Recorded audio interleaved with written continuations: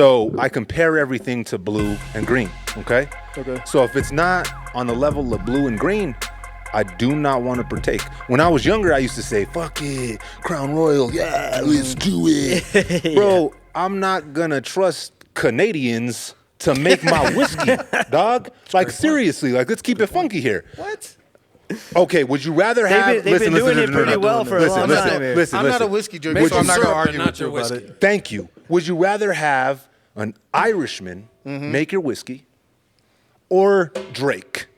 I can't argue with that. You know what I'm saying? It's the same thing. Like, I don't think I can either. Would I rather have my Theo that lives down in Mexico make my tequila or Justin Bieber? Justin Bieber? Yeah, he's Canadian. Yeah, but, you just going hard on the because Canadians, they make okay. tequila. Don't you remember the tequila company that approached us to be a part of it? Oh, that it was from Canada. Oh, that's right. It was about time we drink the tequila, right? And it wasn't. It wasn't that bad. All right, I'm already in the mode. It was frozen tequila. Yeah. We already going or what? You already recording? We're going, dog, yeah. You didn't count us in, Jason. I counted Dom. You counted Dom. He's off camera. Like, hey, 3, 2, 1, 3, bam. 2, 1, go. Your dad's already talking shit. So should we just intro out the gate and get this done with? Let's do it. Yeah. You are now tuned in to Respect the Connect.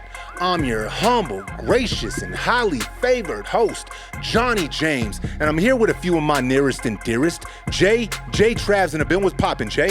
Chilling, bro. I'm chilling. Chilling? Today. Yes. Like a villain? Like a villain. Really? Not a villain. Not a villain. I'm just kidding. I'm just kidding. Hey. Len Words is in the building. What's poppin', Len Words? It's popping like Overworked. Orville Redenbachen. Every And time. as you can see, we are joined by a very special guest. Darren White's in the building. Make some motherfucking noise, Jay. Yes. Let's go. It's good to be with you, brother. It's good to be with you Nice, too, man. bro. On a Sunday, Jay's making all the noise. I'm making We're extra gonna do noises, applause dog. through the whole podcast. We got an hour and a half. We can't do applause the whole time. I mean, I know we're fantastic. Right. But an hour and a half applause? I don't know, bro. So you actually give him control of the hotkeys? I was. He's been doing it for 131 episodes, and That's he's my first wilding mess out. What? I don't know about all that, dog. I don't know about all that. First? Darren, Yes. thank you for pulling up on Respect the man. Connect. Thank you for the invitation, man. Of course, Absolutely. man. I have the first and probably the best question I can ask you. They're the best. Let's do it. Why in the fuck do you want to be the mayor? To me, it seems, okay, so when we had the mayor on, he said that part of being the mayor in Albuquerque is being Albuquerque's punching bag, right? It seems like a very difficult job with very little thank yous, right? So, For him. there's that, right? So why did you find yourself deciding, you know what, mayor of Albuquerque, I want it? Yeah, so of course, you know, I've been here for almost 40 years. My family's here. My granddaughter now is here. And look, I worked the war zone. I was a street cop in the war zone 35 years ago. Did we have our issues? Hell yeah. But is it anything like it is today? No. And so I watched this, you know, kind of, you know, I had my radio show that I was doing at the time. And so we were talking about the homeless problem growing and growing. Talked about Coronado Park and some of the issues down there. And of course, crime, watching the numbers continue to climb. What was the tipping point for me? I was in Ukraine 2 years ago. My son and I have a humanitarian demining company. And we were working in Iraq at the time. And so it's just like you think. We take live landmines out of the ground so that people don't step on them, obviously. And so we got invited to go to Ukraine. And we were over there for about a month. It's now the #1 polluted country in the world for landmines. And Holy so, shit. yeah, and they're actually, because agriculture is their #1 crop, where do you think the Russians put them? In the fields where they grow. And so we were over there helping out, kind of teaching them, all right, this is what you have to do if you want to put an infrastructure together of people from Ukraine, your own country, train them, teams, safety, cautions. So we were doing that. And I was 15 miles from the Russian border. We were right outside of Kharkiv, and we were actually staying in Kharkiv, and you could see all of the buildings that had been bombed, and it was just heartbreaking. But I was never scared. I was 82nd Airborne. Doesn't mean I can't be afraid because I jumped out of perfectly good airplanes. It just means that it wasn't anything. I was like, okay, I know they're 15 miles away and they're shelling each other back and forth. So we leave, we come back here. And my business partner is Keith Jardine. And he calls me up and he's like, hey. UFC. Yeah, yep. The dean of mean. Yeah. So I said, let's go grab a bite and we'll talk about it. I'm driving down Tramway. And I'm not even thinking about it, and I get on Central instead of getting on I-40. We were going to Nob Hill. You know where the movie theater is, Icon, Four Hills Icon? Yeah. Oh, yeah. So right in front, there's a car parked in front of me. It's just stopped in traffic. And there's 2 or 3 people standing outside the car, and I'm just watching them about 100 feet behind them. I'm just watching them. I'm not in a rush. And it's like, okay, today. I thought at first they were actually letting the people out of the car. And the next thing you know, a gun comes out the window. Holy shit. And 7 to 10 rounds go off. Wow. And I'm watching this guy, the car pulls away. I'm already dialing 911. And this kid is looking at me, and I'm like, how the hell did he not get shot? He was 10 feet away from that car. And then he quickly grabs his chest, and he goes down. I was with my ex-wife at the time. We're all friends, and she got a sweatshirt out of my car and put the pressure on him to try to control the bleeding. I talked to 911, gave him the best description I could. Everything was fine because the young man, it was a through and through, one in the front, out the back, which is actually better. It hits a rib, it's going to bounce around and tear up organs. And I got pissed. Here I am in Ukraine, in a war zone, listening to shelling going back and forth, and I can't even come home and go to dinner and not watch someone get shot in the chest. Luckily, he did survive, and my ex-wife even said to me at the time, she said, I don't think he was involved in it.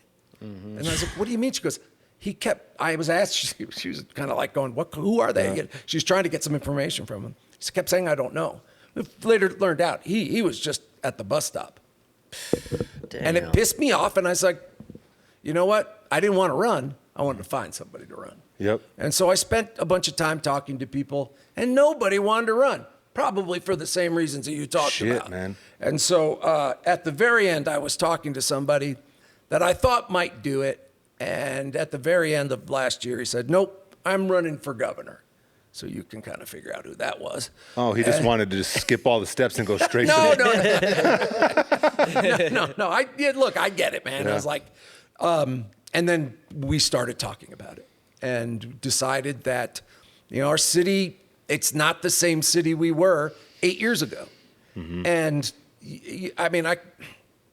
it's just not the same city we were 8 years ago. It's gotten progressively worse. Things are not getting better.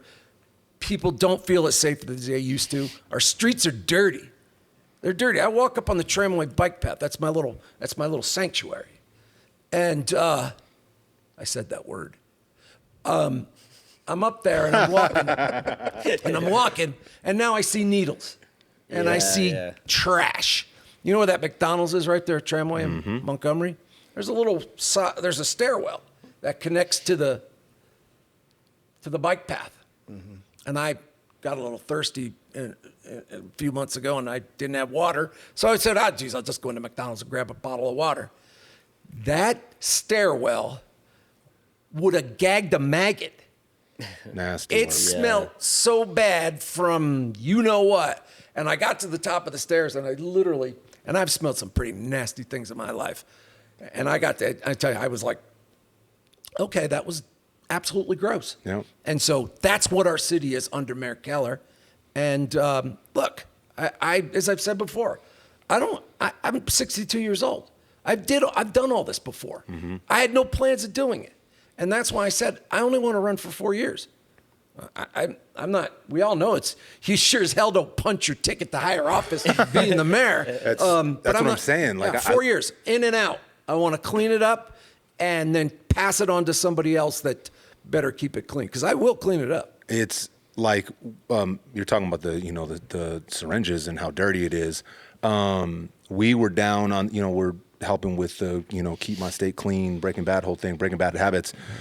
So we're down on Central and like San Pedro, huh? That's like where we were at, right? Yeah. Right in the middle of the shit, right? Yeah. So we got it and we're gonna go clean up. And like we're walking on Central and there was a whole like, and I told him, I was like, this is like a consumption lounge for fentanyl. Oh yeah. They were all just outside of the businesses, everybody just doing what they do. However, out in the open, no one even gave a shit. We were walking by, they gave, and we even had a phone out recording some of the shit. No one cared, right? So we walk right past them and someone falls out, someone ODs, and everybody's like, oh, and the cops were there fast, right? The cops, like, I'll give it to them. They were right there to handle the situation, but the only way that everybody cleaned the area was when somebody finally like overdosed that was there, right? So as we walk around the corner, we get to this little alleyway, it's a little back street, and there was probably, what'd you say, about 150 syringes stabbed into the ground. Like ground. They weren't up, they were in the ground. Yeah. Not that it makes it a whole lot fucking better, right? Yeah. But they were in the ground. Like I told them, I'm like, whoa, be careful, because I am closely acquainted with that lifestyle. I grew up with that in my home, right? So the moment I seen it, I was like, oh, everybody back up. What kind of shoes you wearing? Yep, that'll tear right through there, back up. So this is across the street pretty much from the fairgrounds, right? And it's just right there. Yeah. So I agree with you. But let me ask you a question. It's pretty nasty. The mayor says I'm cruel because I want to give the homeless an option. Mm-hmm. We spent hundreds of millions of dollars on the problem. The mayor has. He talks about it all the time. Hundreds of millions of dollars on a problem that's only gotten worse. In fact, it's doubled in the last few years. Let me ask you, how is that compassion to just have people openly ODing and dying on our streets and nobody seems to give a damn? I don't understand that thinking where you have people that, you said San Pedro and Central. People forget though, families live there. Yeah. Businesses are there. And why, how is that fair? How is that compassionate to just say, look, and I'm going to tell you, I've been with him for 2 months now doing these debates. And his position basically is, look, we have a homeless problem. Get over it. Because he hasn't said one thing that he's going to do differently. It's just Darren's cruel and, he wants to lock everybody up, which I don't. I know a jail cell won't shake someone's addiction to drugs. So, okay, we're right in the thick of it then. Yeah, man. So when you get in, let me preface this with, I am not political at all, my brother. I do not fall on one side or the other, right? I feel like I have values that really fall on both sides at the end of the day. I agree with some, disagree with, I'm whatever right down the middle is, I'm kind of right there, right? So this isn't some kind of political shit, none of that whatsoever. So some of the things that I've kind of gathered in what I've seen you guys, going back and forth at each other with. So when if you become mayor, what's your first step with homelessness? We got to take the 10 cities down. You got to take them down. So when you take them down, how many homeless people, what's the rough number that we have in the streets? Well, the recent, they call it a PIT, and it's called Point in Time. It was done in January, and it said we had 3,000. The mayor routinely says we have 5,000 on the streets. And so either somewhere of those in the middle, are way too high. Somewhere in the middle, probably. Let's call it 4,000. Yeah, somewhere in the middle. Where? So we have shelters. Are they going to go? We have shelters. Okay. Let me tell you an interesting thing about that same study. It said, and they go out and what they do, I don't remember the nonprofit that does it, but it's kind of what we use as the tally. It's kind of the official tally. And so when they go out, one of the questions they ask them is, where are you from? And in this particular survey, 50% said, I'm not from here. Yeah, they travel. They travel. And so my thinking is this.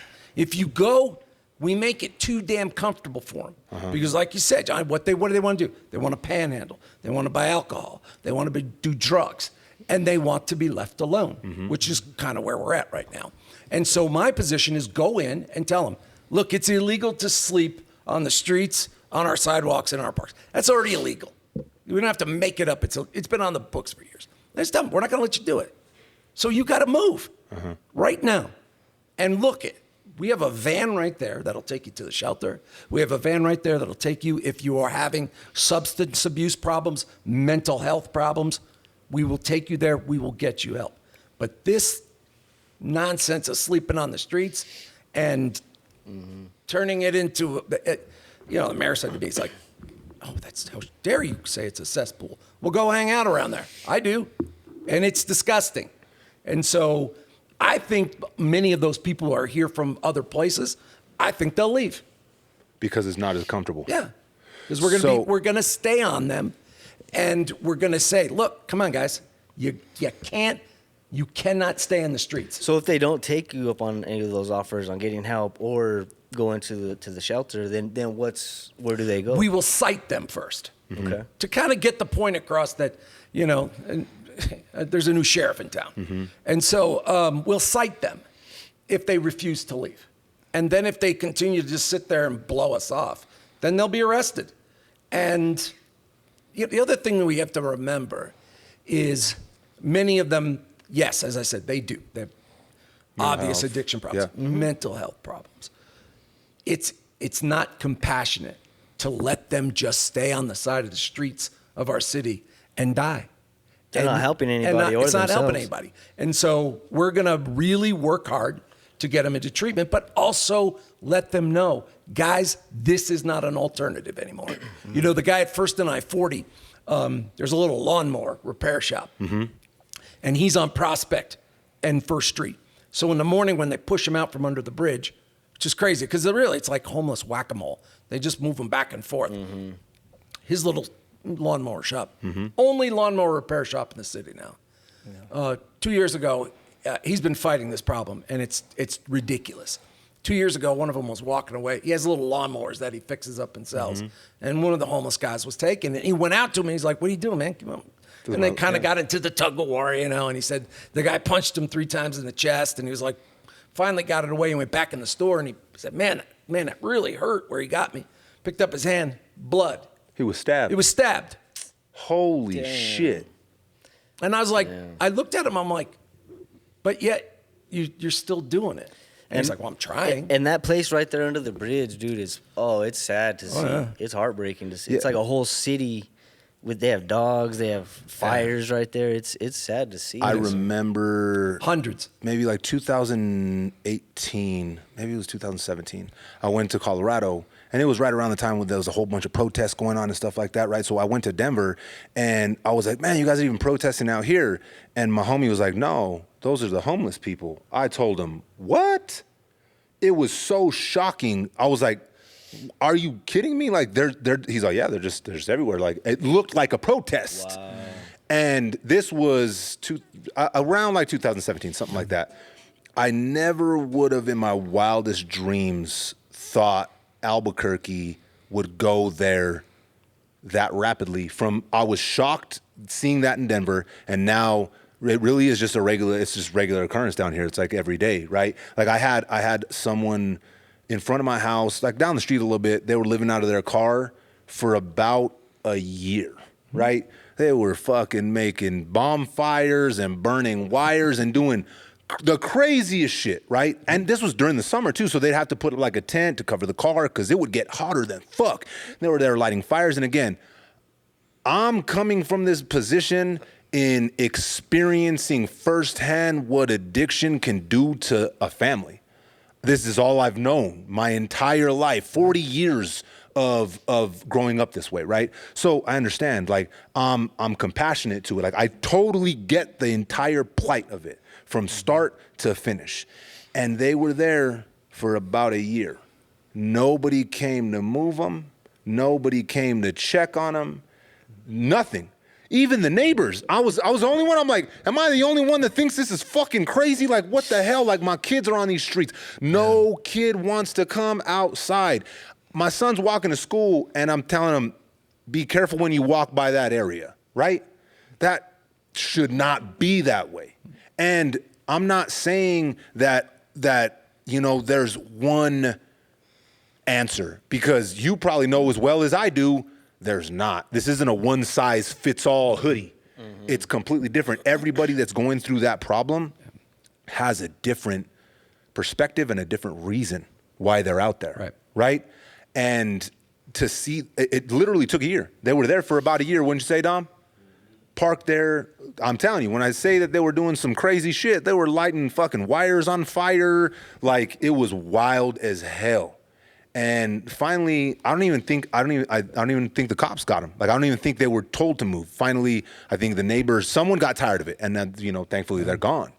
But that's just one story in thousands, I would say, down here in Albuquerque. When you see these abandoned buildings, and there's a lot lately that are catching on fire, it's probably a good guess that it's homeless starting fires inside of the buildings, and you know, where it's back to being cold at night. So they're trying to stay warm. So, but I'm just saying, we can't accept this. We can't say this is the norm. And the mayor likes to talk about, well, the courts. Man, you got to stand up for your city.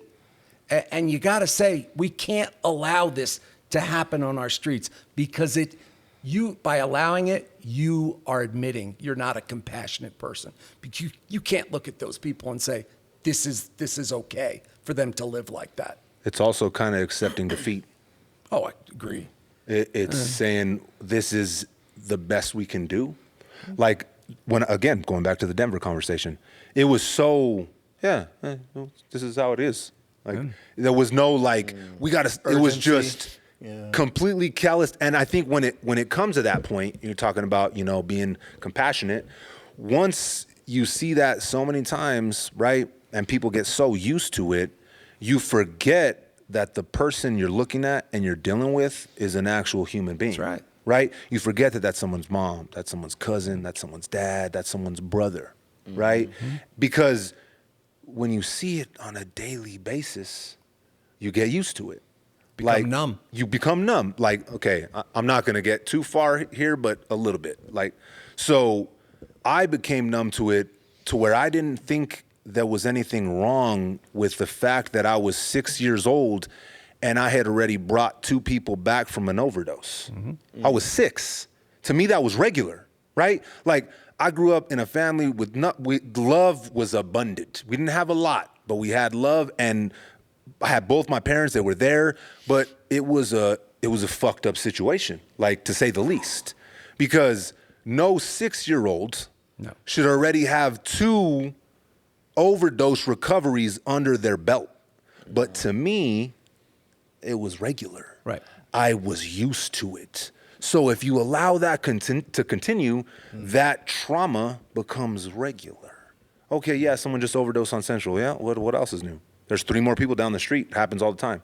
Someone took a shit on the wall of my business. Well, what else is new? That's what happens all the time. Someone will come, we're gonna have to clean it, and it's gonna happen next week. You become callous, and you forget that actually is a person. So earlier you mentioned the court. Like, is there something that needs to, like, a law that needs We to need change? new ones. Or yes. You know, because again, yes, that is a problem. Look, what I'd like to see, because what we're doing, a lot of them, they're deemed incompetent to stand trial. And so they just kick them back out on the streets. It's not a solution. No. I would hope that as we get further down the road with this problem, we recognize that we do a miserable job with treatment and diversion programs.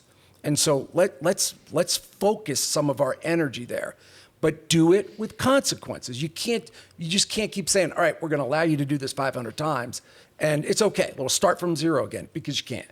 So there's got to be some tough love with it as well. But we do a miserable job of providing treatment. So the courts will probably do nothing at first. They just want to get those types of citations and those arrests off the docket. But I'm just going to stay on it. That's the thing. We'll be out there. I will be out there every single day, making sure we're doing the things we're supposed to be doing. Once we get a neighborhood cleaned up, I got a program that I call ABQ Clean. Look, if you spent $300 million on this problem, we can probably set aside $25 million on a program to, once we get those areas back to a livable situation, we got to keep them clean. Yeah. And so we're going to spend the money to do that, because, you know, if you want to attract business to Albuquerque, you can't have stories in the newspaper that say city employees are cleaning up human waste. Nope. That is not a Chamber of Commerce moment by any stretch of the imagination. For sure. If I'm a businessman going, maybe I like the climate, I like the diversity. He pulls into the Sunport, rents a car, and like most people, they go to your business district. They're going to drive up Central, get to about, maybe they make it to Louisiana, and they turn around, drive back to the airport, and get on that plane and leave. And say, hell no. Hell no. There's no way. No way. And so that's why it's important that if it is our doormat, right? That's your doormat. That's your welcome mat. And man, we are not getting it done. We're just not getting it done. So will I work with the courts? Yes. But I'm not going to let them stop me from making our city one we can be proud of, because right now we're not. And I mean, to just sit there, and they use this as an excuse. It's their crutch. It's illegal. The hell it's illegal. It's illegal to do what they're doing. And so, yeah, it's going to be a complete different philosophy. But this, Darren with the red eyes and the horns coming out of his head, that's desperation. I checked when you got here. Yeah. There's not horns. If there is, you're doing a great job of hiding them, dog. I have this crazy hair, right? That Irish hair, and I'm hiding them. Got it. Unless they're retractable. No, they're there. That's true. That's true. So it's interesting you brought that up, because we talk about this a lot on the podcast in not accepting the narrative that we've accepted as Nuevo Mexicanos our entire life, right? There's a point where you have to stop being proud of the fact that we're number one in fucking crime and we're last in education, and there has to come a point where you stop accepting that as a narrative. Because if you accept that and you talk about it and that's all you pump, like, yo, yeah, fuck yeah, we'll fucking steal your car, we're fucking, we're last in, like, I hear people talking about it like they're proud of that, right? And it's interesting because in some of my content, right, I use the lens that I've lived through to point right at what we're doing wrong. Is it funny? Yeah, it can be funny.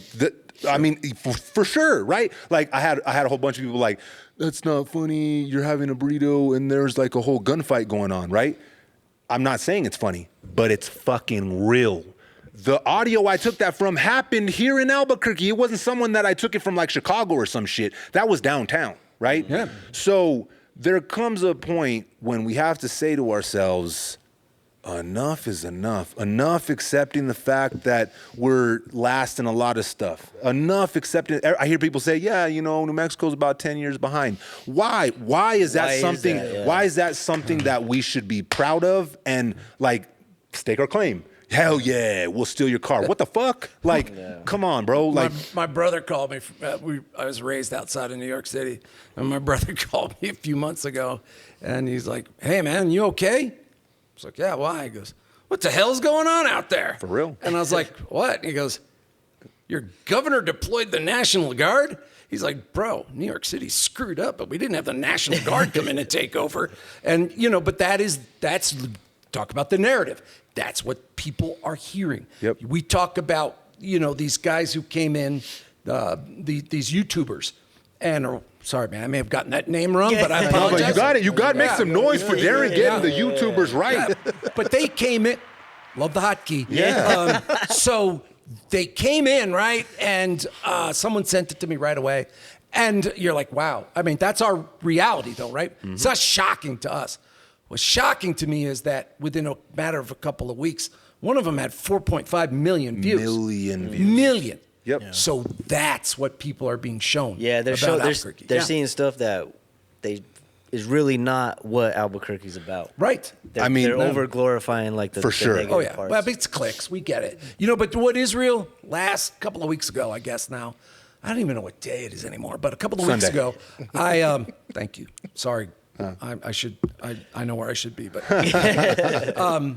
so I'm watching this video somebody sends me, and it's a woman overdosing, and man, I know what it looks like too. I've seen a lot of it, and this woman was dying, and there was some dude spraying her with a power washer. It's fucking crazy. And I literally, oh my goodness. have you seen it? Nope. But that's power wild. washer. Like, I mean, my God. First of all, that's not going to work. No. It's not going to save her. If she lives, she's going to have marks all over her body because a power washer will rip you up, man. And, you know, as I remember we used to show up on OD calls, you'd see the peas in their crotch. Yep. But again, that doesn't work. They need Narcan right away. They need to be sent to a hospital. But my point was, this was on Central, in the middle of our city. A woman was dying, and somebody was spraying her with a power washer. And how the hell is that compassionate? And why that's the what hell did they have a power washer? What the hell were they doing? I don't know. That's the part of the story I don't know. But I was hopeful. I turned it off. I was like, this is ridiculous. But I prayed that she got some help. But again, I get back to this thing. They're dying every day on our streets. The fact that you came from a war-torn country, you were removing mines, and you came down here and you couldn't watch a video from your own backyard, says a lot. Yeah, the hotel I was staying in Says a lot. in Kharkiv 3 weeks after we left, it was destroyed by a Russian shell. Oh, wow. So yeah, it was real. But to come home and see that, and I'm going to tell you, it pissed me off. I was so mad. But my frustration is the same frustration that so many people have. Mm-hmm. You know, the mayor's running this ad now, and it says, "I know you're frustrated, but Darren White's the devil." I know you're frustrated means that you get, and you know, for when somebody says it because it's like saying I'm responsible for that. Mm-hmm. No, the people aren't just frustrated; they're pissed because they know our city is better than this. And they know you just can't keep. I mean, that's what I tell people. Why do you can't keep electing the same person and expect it's going to be different? And so, but yeah, I was, Johnny. I was pissed off. You know, and like you, man. You know, I talk about murder. Mm-hmm. I've seen murder. I lived through it. My grandfather was murdered when my dad was 9 years old, and I saw him. You know, I didn't know much about my grandfather. He did not talk about it. And right before my dad died, I asked him. I was like, Dad, tell me a little something about Grandpa. And, you know, he made me promise that I wouldn't research it until after he was gone because he was 9 years old. And as he said, there's no closure. And I saw that pain in his eyes. And then I become a cop, right? And I see that same pain because we say 750, 760 murders. And that's a number, and it's sterile, number. right? It's just sterile. Yeah. But I know, and many of us know, that because of that, so many lives were shattered around it as well. And man, we could just do better. I know we can. And we got to get back to doing some stuff we used to do. It reverberates into generations, Hell right? yeah. Like that trauma, like without you even knowing. Like it's stored and it stays there and it reverberates into generations after. Like why have we stayed in this cycle? It's like, well, you might not know, but maybe your grandpa was murdered on Central and it shattered the family because your dad, when your grandpa was murdered, was 6 and he had to grow up his entire life without his dad and his mom was trying to figure it out and jumping from this to that and whatever. That is the foundational pieces for a very fucking rough life. And what I found out after the fact is, you know, Grandpa was a very, very successful boxer. He was a champion boxer, had a hell of a career. But Grandpa was also living a high-risk lifestyle. Mm-hmm. And because of it, he was killed by the mafia. But did that matter to my dad? Nah. I know my dad knew that, but it didn't matter to him. He's a 9-year-old kid. Right. No. And, you know, like for all of it, my dad, the man that, and he was gone. Mm-hmm. And they don't get over it. I'm just telling you, they don't. And so I don't just see that number. I see that me knocking on that door in the middle of the night and knowing what that's like to tell somebody. And so we got to do better, man. Got to do better. Is that what made you want to get into law enforcement? I know your dad didn't tell you until he had, you know, passed, but you already had known what had happened. Is that, you think, what I knew a little pointed bit you in about that direction? Yeah, it's something I thought about a lot growing up because, you know, we did we didn't even have a picture of him in the living room. My dad had it in the bedroom. And I always thought about that. I kind of was like, who was the bad guy that killed my grandfather? Who did that? And so, but I don't want to say that drove me to doing it, because I didn't know enough about it until, You were 20, ready. 20 years ago when he died. But as I said, I saw it firsthand. I mean, my uncle brought it up once when he was visiting, and my dad looked at him and said, "We don't talk about that in this house." And I was like, I knew that was coming, but Yeah. because we did not talk about it. Your dad probably didn't want to pass the trauma on to you. Nope. He wanted to didn't. take the brunt of it, He which did. that's a father thing to do. And he kept it all inside. Yep. He said he shared some things with me about him. I knew where to do the research because he told me some things, and then when I saw it and I read the stories, and I could see why it was horrible. It was absolutely horrible. But it doesn't matter, man. It doesn't matter who it is and what they're doing. People. I always say this. It's like they're like, "Oh, the kid was young." A gun doesn't give a damn the age of the finger that pulls the trigger. No. And the victims don't give a damn either. They just want justice. And, it's craziest thing my dad did tell me. He said, violence was starting to happen. And I was like, what do you mean? What does that mean, Dad? He said, they shot up our house one night. And he said, my mom threw me under the bed. Because my dad wasn't home because he was never home. And I was looking at him telling me the story, and you could still see, that the disbelief in his eyes. And I always looked up, I said, Dad, like in 1934, it was a drive-by shooting. And he's like, yeah. Wow. Yeah, he goes, we just didn't call it that. And so, it doesn't matter. I mean, it doesn't, that's what I said. It's like, you see these families, and there's so many people like, he had it coming to him. Well, I see it from the standpoint of, like my grandfather. He lived a life that probably didn't have a great life expectancy. You only piss off the mafia so many times, and they're probably going to take care of business. But you know what? What does it matter to the families? It doesn't. It doesn't. Because to you, that would have been just your grandpa, right? To your dad, like that's his dad, right? And I'm sure Idolized him. Yeah, like I said, like I grew up in a house that was fucked up, but we cared about. There was love there. Like I seen my mom and dad always. Like we didn't have a lot, but we cared about each other. And no matter what happens, like you're not going to be able to take that away from the child, right? Yeah. Like that's my dad. Yep. That's my mom. That's my brother. Unless, like, I look at this all the time, right? Like, no one deserves to go out like that or like a violent ending or to be ended early. You know what I'm saying? To me, the only people where I could look at it like, yeah, they got it. They got what was coming. But even their families still don't look at that.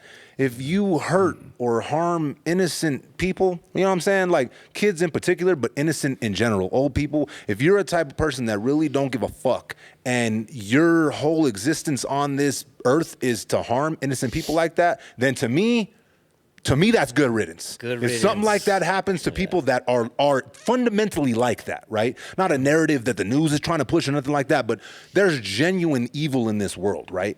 That, then I'm like, yeah, train came for him. Yeah. Anything outside of that, come on, bro. Like, we're all humans and we make mistakes and we live ways that we shouldn't. Like, for example, fucking 15 years ago, my brother, there is no way you could have told me I'd be sitting across from you on a podcast talking about crime and mental health because I was on a list that you probably would have been like, we got to go after that motherfucker, right? I learned, like, I was able to see, okay, I'm doing some wrong shit. I'm not living the life expectancy of what I'm doing right now is really low. I have kids. It's time for me to get my shit together. Right? And it fell on me. I didn't go to anybody, hey, Dad, hey, fucking Human Services Department. I didn't go to anybody to say, hey, bro, get my shit back on track. I knew it was up to me. Yeah, there's help that's available out there, but at the end of the day, when you lay your head on the pillow, my dude, it's on you. Yeah. Are you gonna change? They could have all these programs, right? Like, going back to addictions, right? Like, I was an addict too. It was passed down. But the thing is, every addict that I've ever known in my life that got clean, which is a really low number. Unfortunately, I'm not going to sugarcoat it. That number is low. I've seen more people die than I've seen people get clean. That's just the cold, hard facts of it. But the people that got clean, they finally said, I'm fucking done. Like I'm done. Like this is it. This is the end for me. It wasn't some magic pill. It wasn't, the rehabs. And I'm not saying don't try these things. What I'm saying is at the end of the day, they finally said, I'm done. It's time to change. And with me too, I finally said, oh no, I'm done. Like I'm done. It's time to change. Right. If not, I'm not. You have to accept that responsibility. You have to accept it, bro. And most importantly, too, we're in this culture now where it's just so easy to be a freaking victim, right? It's like, oh my God, I got dealt such a shitty hand, and so I have an excuse for where I'm at, my lot in life, and I look at my dad. I'm alive actually because of that murder. They had to move. They had to relocate down by the city. And so my dad never would have met my mom if my grandpa hadn't been murdered. But look at my dad. I mean, he decided I'm not going to continue on with that lifestyle. I want to have a wife. I want to have kids, and I want to provide for them. It's not. But he could have been really bitter and pissed off at the world because his idol was taken from him. Yep. And while at the time he didn't know why, he didn't understand. He was 9. All he knew was he was ripped away from him. And for some, they can become bitter by that. But he didn't. He's like, I'm just not going to do that. And the other way he dealt with it, as I said, is he did not talk about it at all. Which is tough. Yeah. It is. And you know what? I look back now, too, and I see some of the things with my dad. I wish he would have done that. Yeah. I wish he for would have sure. sat with somebody to talk about it, because I knew he was a very, very quiet guy. I know you're probably thinking, where the hell did that come from? He's a pretty quiet guy, but he internalized everything. Yeah. Right. And so compartmentalized a lot of things. And so we look at it now and say, yeah, actually getting some help probably could have been good for him. But he was a good man. I'm looking at that, and it's fun. It's interesting you brought that up, because I've been thinking about this a lot. Like, I feel like it's a double-edged sword with trauma, right? Like, I'm starting to look at it kind of like a wound, right, on your arm, okay? Mm-hmm. Are you going to continue to scratch that wound over and over, on a weekly basis with someone? Let's continue to scratch this wound. Is it ever really going to heal? Or is that shit just going to open up every single time, right? I'm in this weird balance with the talk therapy thing. And again, I'm not saying what works for some people don't work for other people. But where I'm at right now with what I'm learning about neuroplasticity and what you feed the brain, right? If you're constantly reliving the trauma, how are you actually healing it? Yeah. You're embedding it. You're embedding it. You're digging it deeper into the crevices of your brain, and it's becoming your identity, right? This is who I am. And I think that can fuel the victim mentality, Right. Yeah. instead of the survivor mentality, which that should be the one that we're trying to cultivate. Yeah, this happened, but guess what, motherfucker? I'm right here. I'm still here talking about it. I survived it. Yeah, it was fucked up. It was, but I'm still here. And it's also, we got to move away from this. What have you done for me lately? Oh my God. I mean, it's like, come on, man. Yeah. It's like sometimes you got to kind of wake up and, pull your pants up and realize that, nobody ever said this shit was going to be fair. Nobody. 9-year-old, my dad, right? Nobody said it was going to be fair, but you had to live with it. And you see that so many times with people. And maybe I just kind of, as I said, I have a better understanding of it. But you don't wait for somebody to bring it to you. You got to go get it. You just have to go get it. Yeah. I couldn't have said it better myself. You really do. Like it's crazy how many people like are sitting around. Again, we talk about this a lot. They're sitting around waiting to be told what to do and where to go. And here's your check. It's just enough to make it. And then I'll see you next month. Like they're never in this, let me build and get away from that. Like I don't need that. I'm doing more than that. I don't have to rely on anybody but myself, right? Too many people get comfortable in this, I'm getting my check once a month. Yeah. I don't have to work that many hours, right? Just enough to get by until that faucet gets turned off, which we seen. How long did the government shut down last? It was like a month, 2 months? Yeah. It was something Over like a that. month. Yeah, right? So there's a lot of people that didn't metaphorically know where to get water anymore because the faucet was off. And they'd relied on that water for so long. It's like, oh shit, I don't know where to get any other water. You don't know what to do for yourself anymore. Because you're reliant on somebody else. Who moved my cheese? Who moved my cheese? Right? Exactly. Yes. That's not his name. It's who moved my cheese. Who moved my cheese? Because, again, it goes back to the victim mentality. Yes. Too many people think this happened to me, so I'm stuck and I'm gonna stay here. And they get comfortable on this really low vibrational frequency of barely getting by. And then it keeps fueling, like you pass that shit on. You do. Like, it's funny, I'm not gonna throw my cousin under the bus or anything, like I'm not gonna say his name, but like when I was younger, if there wouldn't have been food stamps, we wouldn't have survived some moments, right? So it's essential, but it's essential to not make that your 100% survival mechanism. Your lifestyle. Your lifestyle. Yeah. 100%. Because if you make that your lifestyle, there was a point in time when my cousin, he was younger, and he was like, I want to work at All Subs and get food stamps. And that was his goal. And that was a goal. Yeah. Which to me, you're a kid, you don't know, right? Yeah. Like you see what you see. And that's fucking wild, bro. When your goal, you shoot for the stars, land on the clouds, right? If that's your goal, you're not shooting for the stars, dog. You're shooting for reliance on somebody else. And we're there to help each other, right? There's things that are built. I'm not saying we shouldn't help each other because I feel we should, but we should personally. Right? We talked about this before. Not knowing your neighbor, when I was saying the people that were outside in the car. Yeah. No one gave a flying fuck. No one was talking about it. Yep. I'm lucky to know 2 of my neighbors, next to me. But the whole street is completely disconnected. Nobody's. If I run out of motherfucking milk, I better hope the one neighbor I know has some. Because I don't know anybody else, because nobody wants to come out of their house and talk and help. Yeah. If we all would have been, hey, this is our street, bro. Like, y'all got to move. Get the fuck out of here. Like, I know the cops ain't showing up, but we got kids on the street. Y'all got to dip. I mean, I could have done it myself. Right. But where the fuck am I going to? Hey. You need to back up. Hey, Yeah. homie got stabbed with a lawnmower. Right. Yes. Right?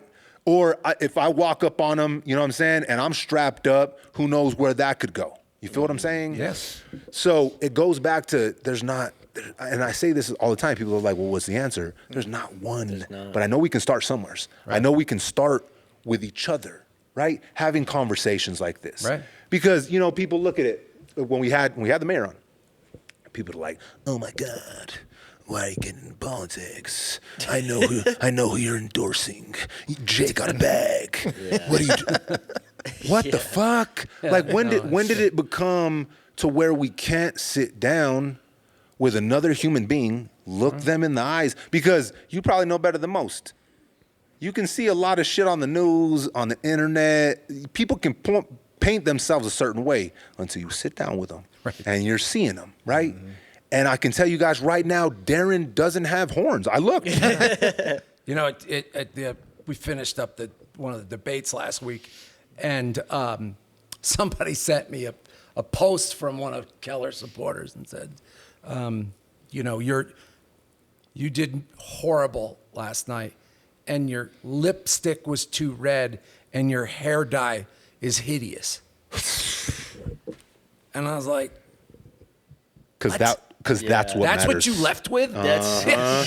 I did an hour debate about issues affecting our city, and you came up with that. I wear too much lipstick and my hair dye is hideous, which is obviously not. Neither one of them is true. Maybe a light blush, just a little bit. But see, the thing is, gloss, no matter what, you're always gonna have people that are gonna see you as the bad guy no matter what. Because that's how they want to see me. What, exactly. And that's the narrative. That's what they want to know, and that's all they're ever going to know. And I guarantee it, mark my words. They're going to be like, oh, yeah, they're endorsing him now. He probably gave Johnny a bag. Yeah. Bro, fuck, we ain't even got a bag of chips, dog. Like, all I want to do, really fundamentally, is have human conversations with everybody. Yeah. I feel like our backgrounds, no matter what, and I say this all the time, whether you agree with somebody or you disagree with somebody, if you sit down and have a conversation with them, you're gonna find some kind of middle ground. Yeah. I don't care where they're from, what they did. You're gonna, like, who knows? You might start talking about when I used to drink Tang. Bet you used to drink Tang. Damn right. So the you know what I'm saying? So the astronauts, right? Where did Tang go? I have no idea, but they were pumping that shit. It went to its rightful hellhole. Probably. Because it wasn't really that good. No. It was our first kind of like, hey, it's better than water. Yeah. It's better than water. That was not a high bar, man. No. You see what I'm saying? Yeah. Like, No. I guarantee you that people are going to be like, it's clear. It's clear now. Darren stole Johnny's soul. The devil For stole sure. his soul. And you are witnessing it right I now. used to like Johnny, but he sat down with the devil. Yeah. He sat down with the, and Jay wore white, and so did Leonard because it was a sacrifice. Uh-oh. Did you see that? Oh, see it? You guys see it? It's all making sense. Hey, you know what's fun? I'm glad we're landed here. Let's get a little bit lighter, bro. So there's a it's kinda segment. heavy. Yeah, it's heavy. But it's gotta be. We're in the middle of some heavy fucking shit here. Yeah. Just what he said. Yeah, right? Exactly. I'll say it. We are in a fight for our city, and I'll even go bigger than that. We're in a fight for our state. Sure. Yeah. Right? But we're here. This is what we see. This is our backyard. We're in a fight. So it shouldn't be handled lightly. You know what I'm saying? Mm-hmm. You got to spend some time on it because there's a lot of people that don't understand still where you stand, where he stand, because they're looking at these news bites, these clips, right? And that's how they're formulating their idea. Oh, yeah, I seen him. He's got horns. Oh, yeah, Keller, he looks like fucking Harvey Dent. So, like, people But he are... kind of does. I mean, come on. People are You pointing... got the Batman origin story in your life. That's true. That's true. Oh, Gotham City, bruh. Yeah. So we got it. We got to spend some time on it. But since we're brushing up against we have like a conspiracy theory hour here where we talk about things that are kind of crazy, right? So Darren, is there some sort of conspiracy theory that you end up always going down the rabbit hole on? Like, is there something on the internet or something you've seen as a kid or one of the theories that are out there, like we didn't land on the moon or we live in a fucking fishbowl? One of those conspiracy theories. Is there one that kind of keeps you up at night or one you think about a lot? UFOs. There we go. So there's a great documentary. It's on Prime. Just came out. And it's called The Age of Disclosure. And fantastic. Is that the one with Dr. Greer? Yeah. Yeah. It's fantastic. And yeah, I totally believe. I absolutely believe.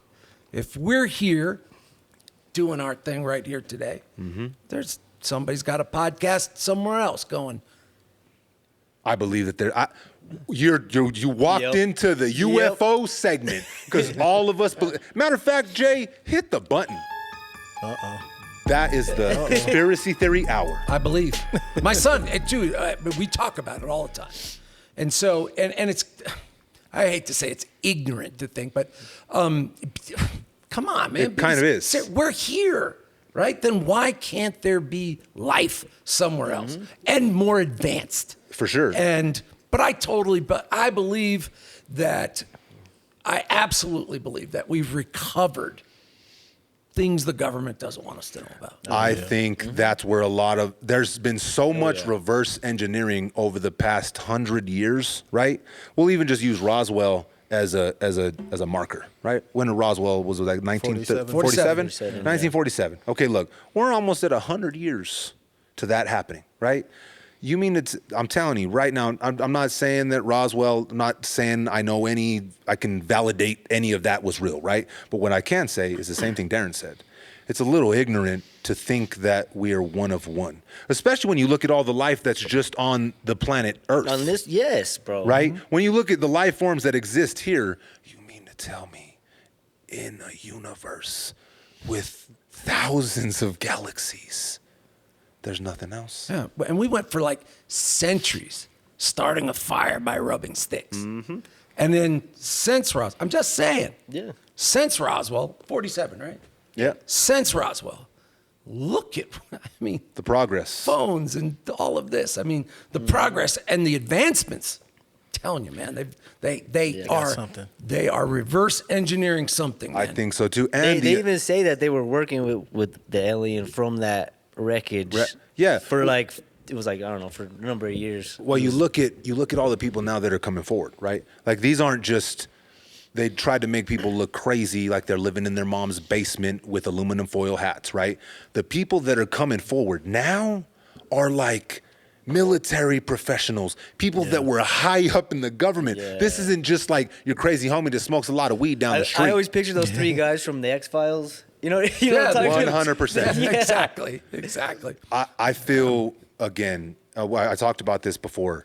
I don't even know who it was. It was a teacher told me this. He said, if you gather up all the sand from every beach on Earth, each grain of sand is one galaxy in the universe. That's fucking insanity. But it's real. For sure. Even if it was half true. Yeah. Shit, even if it was a quarter There isn't true. a ceiling up there. No. I mean, come There's on. there's I mean, not a that ceiling. we know of, right? Yeah, I mean, for it's sure. but as I said, and first of all, it's the government, so of course they're lying to us. Yeah. I mean, they're not going to tell us the truth because it's the old Jack Nicklaus because they think we can't handle the truth. You can't handle the And truth. it's like, hey, come on, man. There are definitely things that the government has learned that we can handle. And Yep. so I also believe the big part of it as well is that they just don't want our adversaries, they don't want them to collect. And whatever it is we have, we don't want them to know about it. So I think there's a race now, and that's the problem, right? The problem, like now we're in what the nuclear race was. It's the race with AI and it's the race with alien technology, right? And finding these, remember when all those, they're not even calling UFOs anymore. What are they called now? They're called UAPs. UAPs, right? UAPs, yep. Remember in New York? Remember all? yeah. Okay, so that's either our shit, that's either adversary stuff. Like, it's a race now to see who can be the one on top of the hill, right? Mm-hmm. Who can come forward and be like, yep, this is our alien homie. He's been helping us do this shit for years. We got it. We got it. Like, we're good. And then I look at it like this, too. I don't even know where I heard this. It was probably some podcast, and I'm probably going to misquote it. But when you think about it like this, now we're seeing a lot more UAPs, right? Yeah. I'm just going to fucking call them UFOs. Why you got to change it? You don't have to change it. I ain't going to change it. Yeah. So UFOs, we're seeing a lot more, and a lot more people coming forward, right? And now we have the AI stuff that's happening. So if you think of the aliens like your big brother, right? Your dad, okay? When we created the atomic bomb, right? They were probably like, oh shit. They found out how to get the gun out of the cabinet. They're good. They just pulled the gun down. They're not really doing too much. They looked at the gun. Now we have the gun. It's fully loaded. And the gun is kind of controlling itself, right? So if you were the big brother and your brother was in the other room, wouldn't you go in there and see what the fuck was going on? I'd be a little worried. I'd be a little concerned. Yeah. My brother has a fully automatic weapon, and he only got to pull the trigger anymore. It's going to pull the trigger on its own. Maybe that's why we're seeing so many now, because we're so close. The interesting thing about the documentary is that it has Marco Rubio in it. And he says, he's like, a few years ago, a United States senator would never be here telling you this because they would run him off as a lunatic. Right. And but here I am. And I think we've come to understand that this information, we do possess the information, and at some point we're going to release it, at least portions of it. And look, don't get me wrong. There's certain things that I know the government has obtained I don't want to know about. Yeah. Because if it's going to jeopardize our national security, then don't tell us. Yep. But geez, just if you got the little guy, man, and he's like, you know, Give me he's a got the big eyes. I'll be cool with Just a show me a good pic. Just show me a pic. I'll be good with a good 4K image of an actual ship. Who's shooting these pictures? Oh, yeah. What the fuck is happening? You got the fighter jets recording with the fucking potato. Come on, bro. I can get a 4K image of the moon, and you mean to tell me you can't just throw us one little bone? One little bone. Come on. I want to see what the ship looks like. What about, remember with Mexico a couple of years back, they brought that little guy? That little alien guy. That was a joke. Come on, Leonard, that was real, bro. See, that therein lies the problem. That I you know. have so many of these true crackpots that are just trying to make money off of it, and it's, so they go and that makes it easier for them, right? It makes them see, look, they're just nut jobs. You know, it's like the whole Bigfoot thing, but no, I'm thoroughly convinced, and you know, at some point, our government has to give us a little something. As I said, we're not going to freak out. We can handle it. Come on. Especially us. Because we all know Otani's I mean, he's an alien, right? Yeah, Otani, I mean, he's an alien. I'm saying, hey. The guy came here from another planet and landed with the Dodgers. He's a pitcher and a home run hitter. Doesn't make any sense. It really doesn't make any sense. You know who also I think could possibly be an alien as well is Elon Musk. I'm not convinced that he's not an alien. I'm really not. Really? Yeah. Not convinced. Yeah, Darren's like, I don't know. No, I'm with you. Hey. I look at him sometimes and go, Especially because he's like, I've never seen any evidence of it at all. Let's get to Mars. Don't ask me that question again. Why are you trying to get out there? Right. I'm convinced, Why are you bro. trying to go to and then in the second breath, he's like, check out my car that drives by itself. Yeah. Or we learned that. we got flying cars that are coming next year. I can't tell you very my much God. about it. Right. The flying cars are coming next year. I'm not gonna ruin it because they're coming. But I'm not an alien, and I don't believe in aliens, and it's just us. Yeah, right. Yeah. I'm not convinced. I feel like, remember in Men in Black? Remember the dude when they opened up his face and there was a little alien driving? He's got a pretty big forehead. He can fit him in there. Hey, if you're from New Mexico and you don't kind of believe in aliens, I don't believe you're from New Mexico. I really don't. Because Roswell was real. Roswell happened. Aaron's from Roswell. See? really? Yeah. There we go. You believe in aliens wholeheartedly, right? Hey, Wow.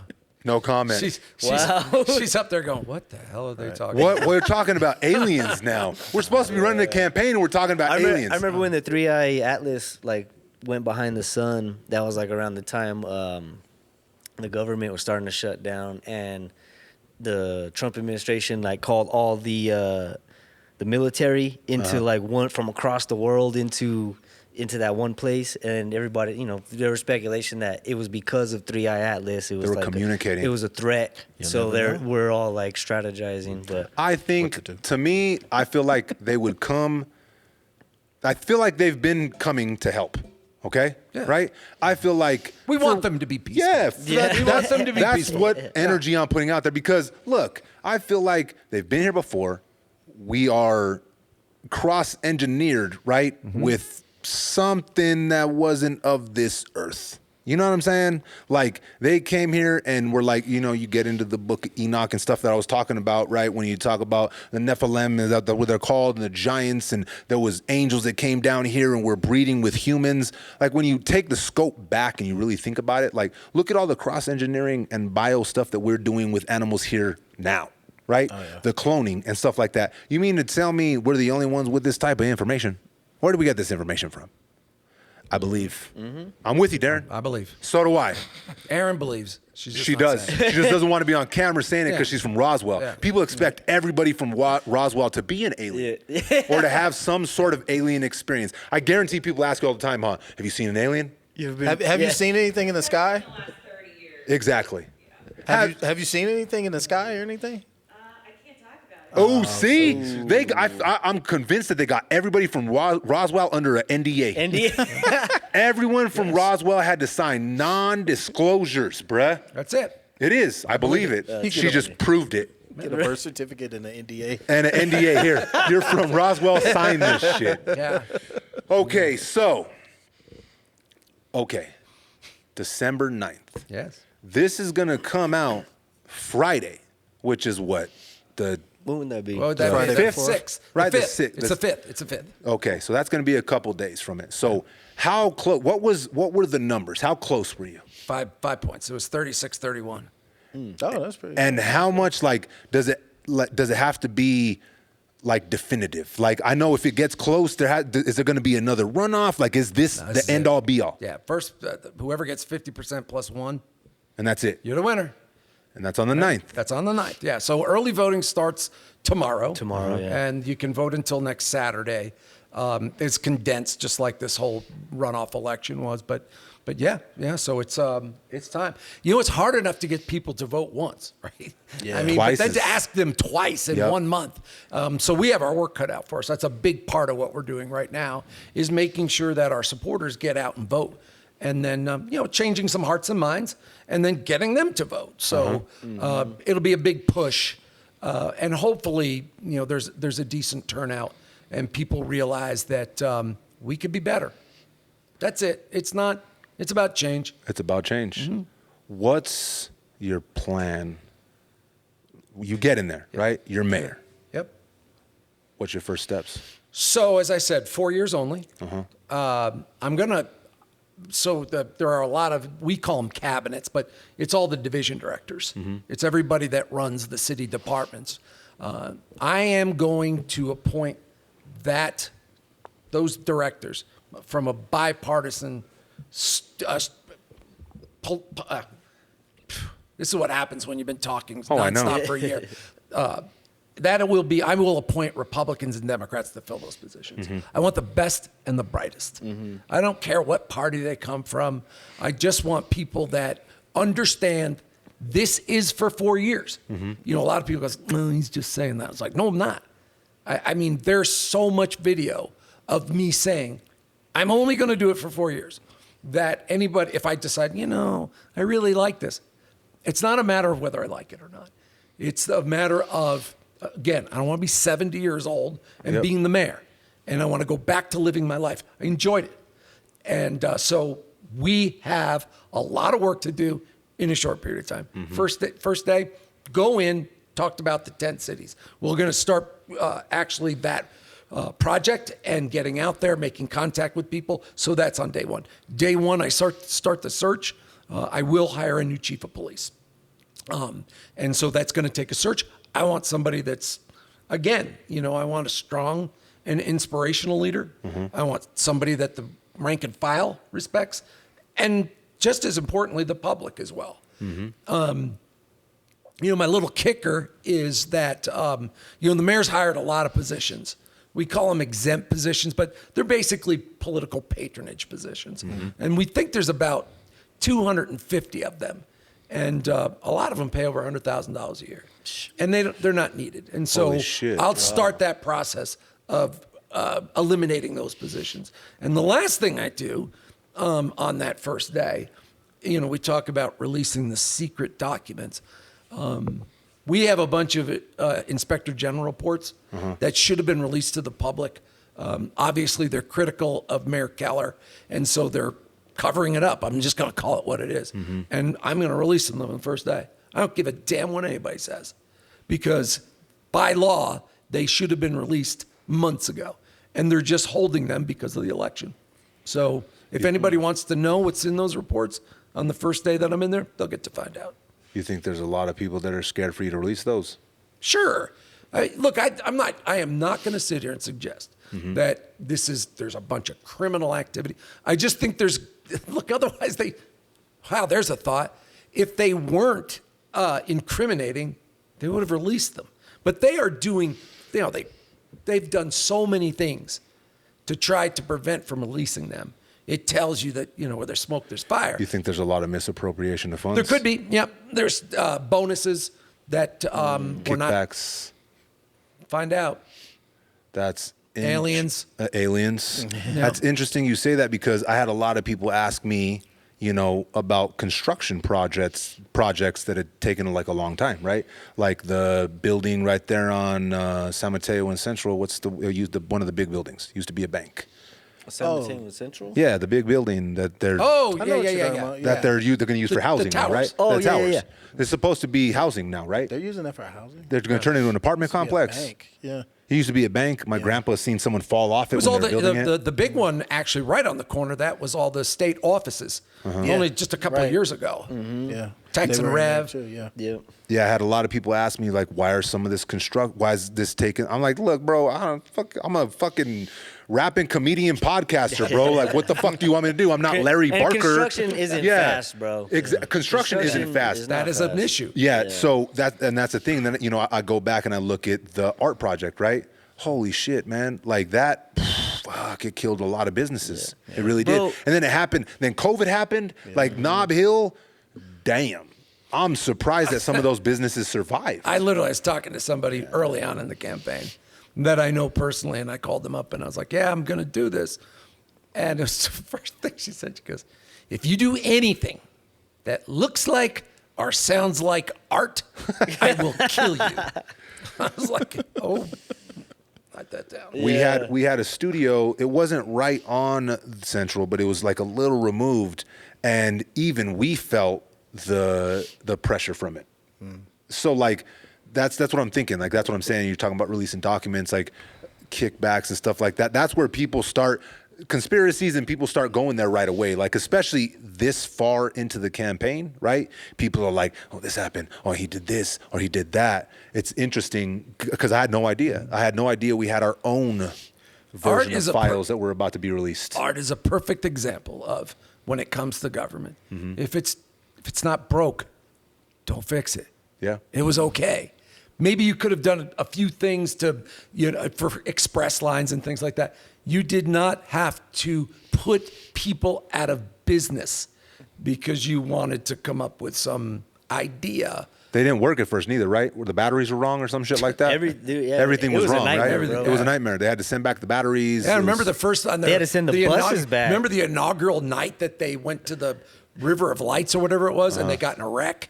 I mean, it kind of like illustrates that.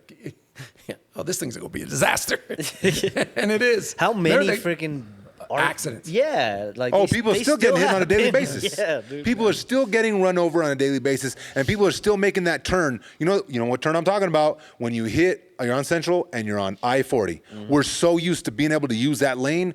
Boom, boom. People are. I see it all the time, and this is how many years later? It's 8. Holy And bro, shit! some of those buses, they look. We've almost got they hit look taking reckless, pictures. dude. Yeah. We used to take our thumbnail picture right there on Central. Man, we risked our lives. We risked our lives for you guys. We risked our lives for the thumbnail. Above and beyond. So We're sitting here with the sheriff and the cop. We risked our lives. So he did too, but we were taking pictures, right? But you were out in public in Albuquerque. That's true. Very true. Yeah. So then, talking about construction on that type of vibe, how do you feel about the state fairgrounds? I'm hearing a lot of stuff about it. So I've made it very clear from the very beginning. I love the state fair. I've always loved the state fair. And I want to continue loving the state fair. Again, if it's not broke, don't fix it. Yep.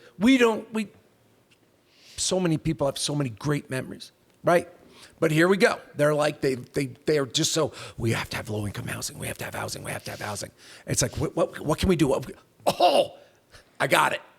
We can take the 220 acres of the state fair and we can make it into housing. That's fucking, to me, when I first heard it, I lashed out. Yeah. I spoke emotionally, right? Because again, so many memories there. It's in the For all of us, man. And then why so fast? They've only announced this less than a year ago, and they're talking about a public works project that could be 500 million to $1 billion. So if they say $1 billion, that means it's over $1 billion. It would be the largest public works project in the history of our state. And number two, it will be. It'll change the footprint of our city more than anything we've done in many lifetimes. And so I just think we're rushing into it. They want to get it done before the governor leaves office next year. I think they need to slow down That's way too fast. That's It's way too crazy. fast. It's way too much money. Where are they even talking about moving the state fair? Did they say for sure? They don't know. That's the thing. They talk about, you hear them talk about moving it down to Los Lunas, maybe at the balloon fiesta. Again, leave it alone. It's fine. And the other thing is there's a casino on a racetrack that they just signed a 25-year contract. Yep.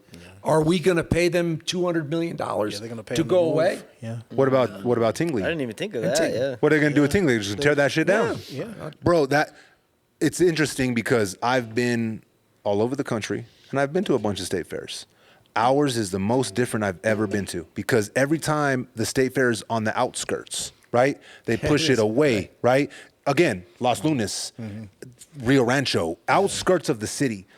We're the only city that has it in the heart. Isn't that cool? It's in the heart of Albuquerque. You could get on the Ferris wheel, turn around, and watch the sunset and the sandias start doing their color thing, right? These are the same politicians that say, well, we're doing this because we don't have a lot of nice things in Albuquerque, but let's go ahead and destroy the state fair. Because I'll tell you, if they move it to Los Lunas, it's done. Yeah. I think It's so done. too. Nobody's going to go. I personally wouldn't, Right. yeah. You're going to drive 40 minutes to go when you could take the bus and It's or maybe not take It's the a bus. but- huge part of the fundamental pieces of, and I've talked about this before, the fundamental pieces of our culture are what has kept us who we are. And if we start ripping those away, look at New Orleans. I always compare us to New Orleans, right? It's the only place that I've seen that has been able to hold on to its culture, cultivate it, and make it their identity. We're the same, right? Yes. What happened with Hurricane Katrina? I was there. They started ripping the culture. They started tearing it away. It was their opportunity to say, okay, They changed the streets, man. they changed the streets, and the people were. They regridded the whole city. Oh, they did. Exactly. Yeah, I went down 4 days after the hurricane, and we did rescues for 2 weeks there. Wow. We rescued over 200 people. It's crazy because first time I've ever been to New Orleans, and so we were driving, we were riding airboats through the city. Wow. And I went back a year later for the 1 year anniversary. It was crazy. I didn't recognize any of the streets, and then I realized, because they were all underwater. They were just, and so an amazing place, an absolutely amazing place. But they're getting some pushback, and they should. Yeah. The Ninth Ward, some areas of the Ninth Ward, they've lost 50, 60% of their population. See what I'm saying? It's because you're ripping the heart of what makes the place the place. You're turning it into, so I was on the road about a year ago, and I went to this hotel, and it was the most generic cookie cutter, made from a box, sterile. I walked into my room, I said, I fucking hate this place. This is gross. It felt like I was in an ICU, and I was at a fucking Howard Johnson, right? Yeah. You're taking something that's special, right? Culturally special to a lot of people, and you're ripping it away slowly. What you're gonna do is completely change and sterilize what makes you, you.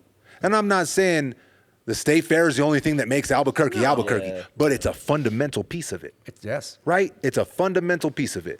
And if you move it and you get rid of it and you use that whole area for housing, that area right now is fucked up. Yeah, that's what I was gonna say. That's the the worst area. That's the drawback is the Fix the problem.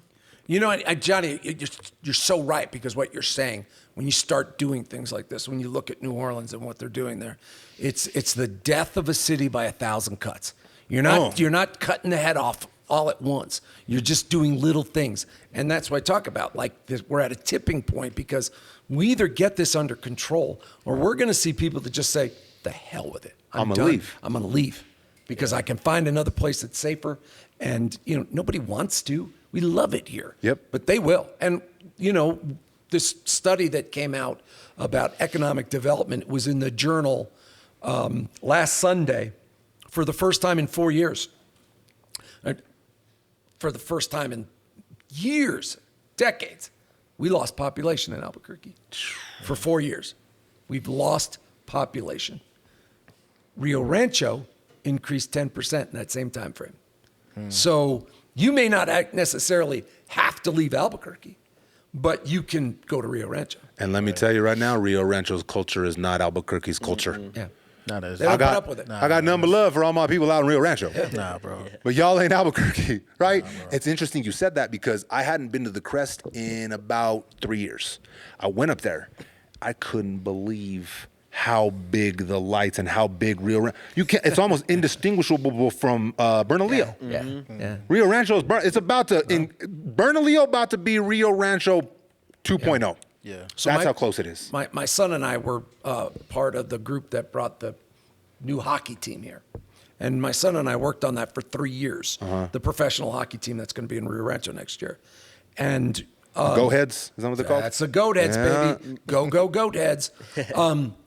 When we started to do the market research for that area, and we talked about the Scorpions and how that failed, the population was about 70, 80,000. It's over 120,000 people. That's wild. And it is growing by leaps and bounds.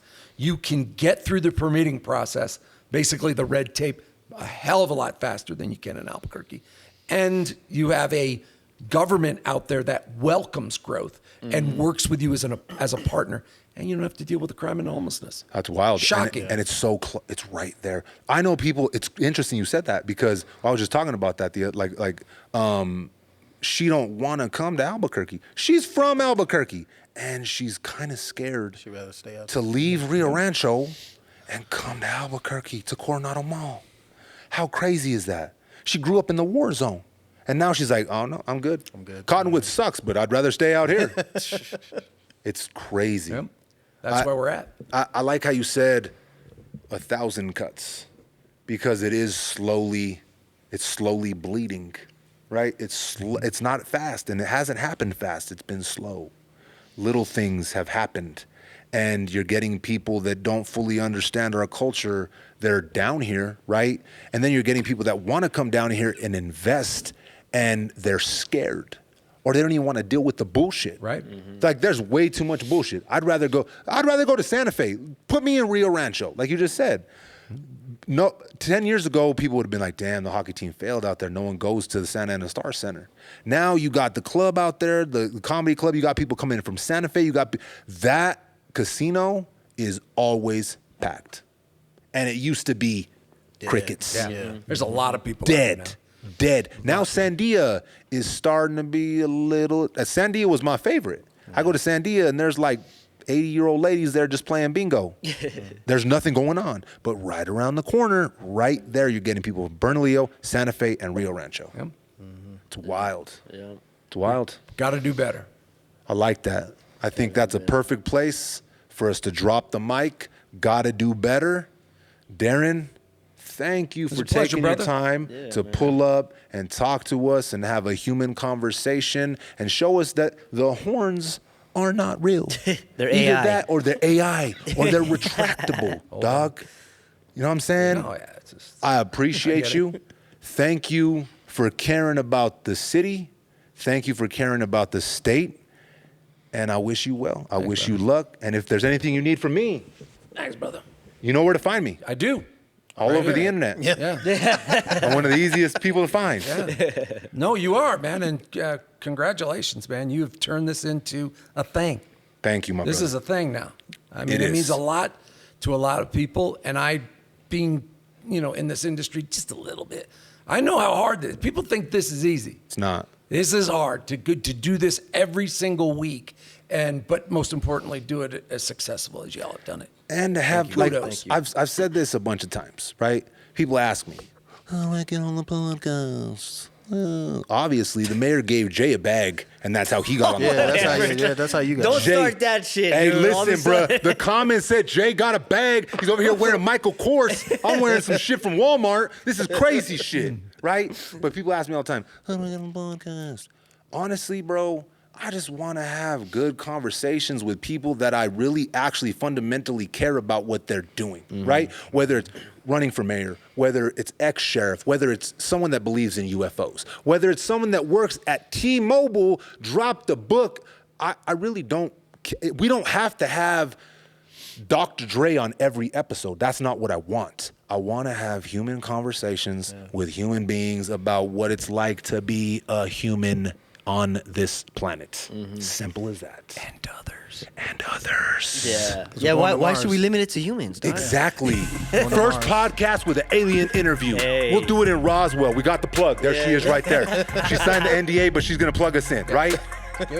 All right, fellas. Let's do it. Until next time, respect the connect. Peace.